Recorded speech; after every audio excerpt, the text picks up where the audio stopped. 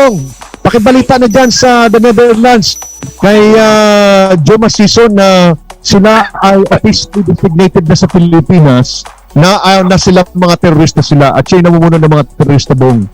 So baka pwedeng ibalita mo na dyan sa programa mo dyan sa the Netherlands, sa Bong.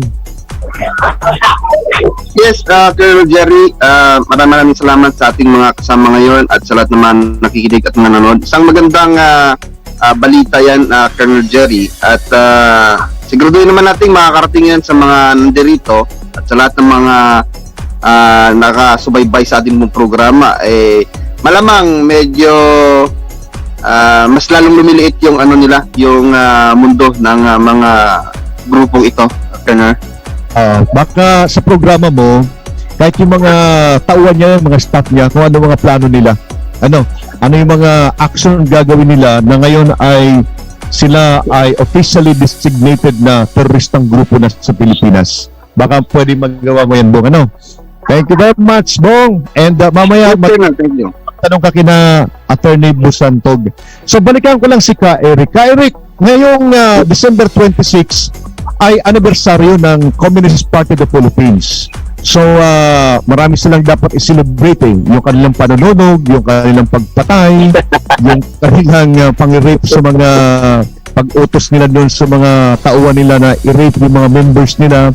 So pero ano ang epekto nito sa kanilang gagawing anibersaryo, Ka Eric, na very timely naman na bago magdating ang anibersaryo, dineclare sila na official na teroristang grupo ng grupo sa Pilipinas. Yeah, tama ito, Colonel, no? Una, walang dapat i-celebrate ang mga mamamayang Pilipino pagdating po dito sa founding anniversary ng TPP, ika-52nd year nila sa darating na December 26. Kasi ito ay nagpapatuloy na testimonya ng kanilang terorismo, karahasan, madugong pagpatay, pagwawasak, at pagsira sa ating bayan. 50,000 na higit na ang namatay sa loob ng 5 dekada na ito, at ang 35,000 ito mga sibilyan, at ang mga 15,000 sundalo at pulis o security sector. At mahigit ang taon 5 bilyon na pondo mula sa mga panulunog at pagsira nila, pangwawasak sa mga projects dahil sa pangungutong at large scale big criminal mafia type syndicate of extortion, including ang kanilang pagwasak sa mga buhay ng kabataan. So there is really nothing to be happy about on the part of the Filipino people, sa mga mayang Pilipino dito sa 5 dekadang karahasan at mga madugo na pangwawasak na ginagawa ng CPP, NP, NDF at ng kanilang mga kasabwat. Ang nagsuselebrate lamang nito, Colonel Casinyo, sila Sarate, sila Ilago, Pinakulyamat, itong mga CPP operatives na nasa urban area. Yan, sigurado mag-celebrate yan. Siguro si Teddy Casinyo, in-expect natin magpapabili pa ng cake na may tatak. Happy 52 years CPP. CPP member at mga CPP Central Committee yung mga ito . Pangalawa, kailangan mapagmatyag ang ating mga kapulisan, ang ating mga sundalo, ang ating mamamayan, because by historical experience ay nagbabantay sila ng oportunidad na malingat ang ating mga kapulisan, ang ating mga sundalo, ang ating mga patrol base, mga detachment, lalo na wala ngayong diniklara both sides na holiday truce o ceasefire, at kung gayon ay malinaw ang banta ng terorismo ay nandyan. But the terrorism or the acts of terrorism and the threat of terrorism coming from CPP, NPA, and NDF can only happen kung bibigyan natin sila ng oportunidad. Ibig sabihin, kailangan mapagmatyag, maging alerto, at sama-sama tayo mag-monitor at kumilos laban sa kanila, Colonel. And ang panghuli kong nakikita dito, the Filipino people, yung mamamayang Pilipino, simula nang lumabas po mga former cadre na tumulong na lantaran kami, ang Sentrong Alyansa ng Mamamayan para sa Bayan, ito sa ating pamahalaan, namumulat na ang buong mamamayan, namumulat na natin ang malawak na hanay ng sambayan ng Pilipino.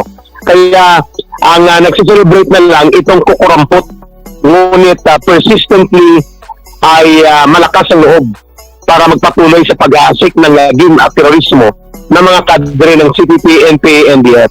But nonetheless, the people are becoming stronger sa pagkilala sa kanila at hindi na nila ma-audio ka ng mamamayan, Colonel. Pero ito, Eric, rejoinder lang, rejoinder.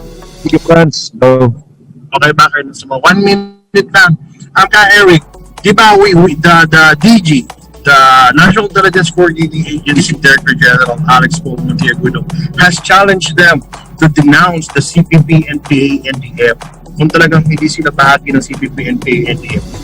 Pero kung sa mismong araw ng anibersaryo, ng founding anniversary ng CPP, NPA, NDF ay sila mismo ang mag-host ng sinasabing pagdiriwang ng Partido Komunista ng Pilipinas, they really admit to themselves that they really support the NPA. Ito ay magbibigay ulit ng karagdagang punto de vista sa atin ng mga makagobyerno at sumusuporta sa mamamayang Pilipino that these people should really achieve the end of their line in the Congress. Na itong mga bahagi ng Makabayan Bloc na to ay matapos na talaga ang kanilang pamumuno sa Kongreso. Tama yung sinabi ni Eric Colonel Sambudio that there are people on the ground. We are now gaining the support of the mass base. Meron na tayong malawak na masa, and we will continue to do our part, and we will continue to do our share para patuloy na ma-denounce ng mamamayang Pilipino ang Partido Komunista ng Pilipinas, bagong hukbong bayan at pambansang demokratikong printing organisasyon. okay, thank you very much Franz for the rejoinder. Pero kay Eric, bago ko ibalik kay Attorney Marlon Busantog, itanong ko lang kay Eric.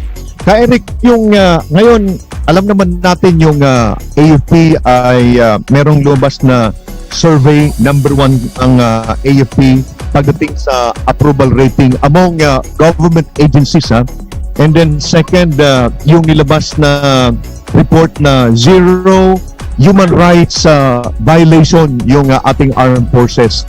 Yung approval rating ng AFP na 76% plus yung approval rating ni Presidente na 91%. Paano ito i-handle ng Communist Party of the Philippines? Ngayon na sila ay, sa tingin mo lang, dahil alam ko nababasa mo yung mga galaw nila sa tagal mo rin na nakasama sila. Paano na i-handle itong mga, kumbaga, mga tama sa kanila ngayon?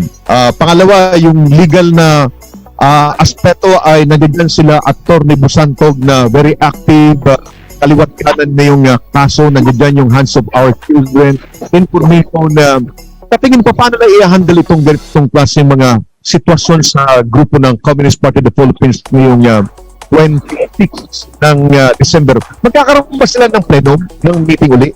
Ganun ba yun, Eric? Colonel, malinaw ang kanilang pagiging isolated sa ating mamamayan. The isolation from the people is undeniable. Based doon sa mga binanggit mo, mga hard facts, ang tawag ng mga hindi may tatanggi na mga objective facts and situation na nangyayari ngayon. Mahirap nilang itanggi yan. Ibig sabihin na, Colonel, ang pagiging hiwalay nila o na hihiwalay sila sa mamamayan at hindi na sila tinatanggap ng malawak na hanay ng sambayanang Pilipino.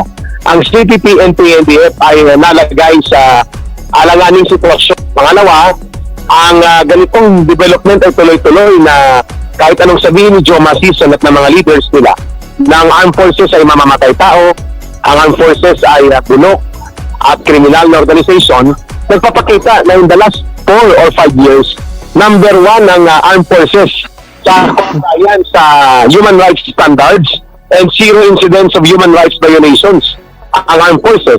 And sa approval rating sa mamamayang Pilipino, mataas ang approval rating ng armed forces of the Philippines, which means ang naiiwan na lamang sa mga ginagawang propaganda attack ng CPP, NPA, NDF ay ang kanilang platform na ginagamit pa nila 40 or 50 years ago. Pero sa hanay ng mamamayang Pilipino, walang nang epekto ito, Colonel. They are now becoming desperately isolated from the people, Colonel.